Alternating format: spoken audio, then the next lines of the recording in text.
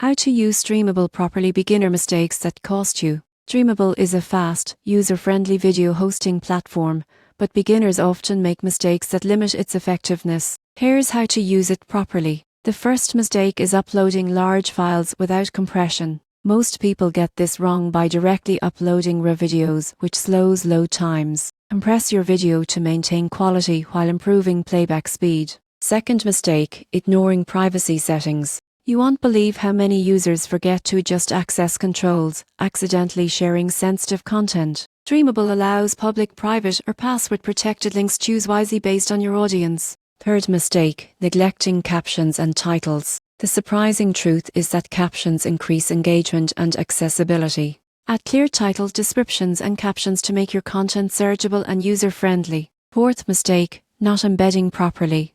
Beginners often just share a link instead of embedding videos on websites or blogs. Streamable provides embed codes that maintain responsiveness and loading speed. Finally, ignoring analytics is common. Streamable offers insights like view count, watch time, and geographic data. Monitor these metrics to improve future videos and audience targeting. Using Streamable properly means compressing files, managing privacy, adding captions, embedding videos correctly, and tracking analytics.